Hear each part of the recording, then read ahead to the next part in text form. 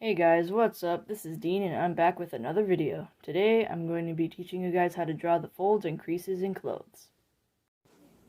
Alright, so the secret to drawing the folds and lines and creases in cloth or clothes is to imagine where the tension and stress is going to be and then make it look more stretched out by the way you use your lines on the surface of those clothes or cloth.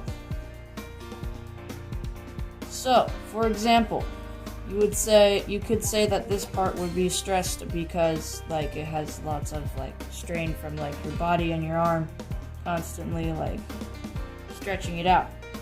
So, what you would do for that is you would draw a slightly wavy line, not that wavy, super slightly, yeah.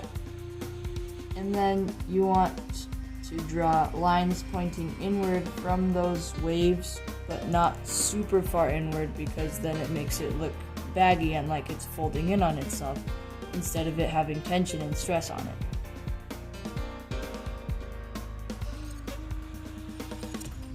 You can make these lines vary in lengths. And, yeah. So, and then for parts like these, like the sleeve, which you could say, I guess, are not under that much stress, you want to make the outline for those very wavy. And you want to make the lines that you're pointing inward point very far inward, like this.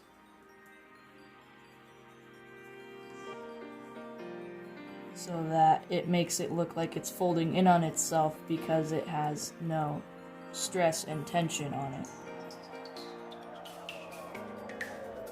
And so, using these kind of rules, I'm going to show you an example drawing that I made.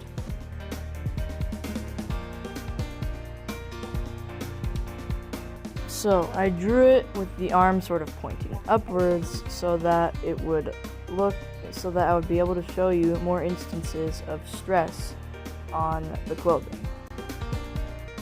Here is the part where I use the rules that I showed you in the tutorial part of this video. I also did this on a person so that I could show you how it would look on pants too.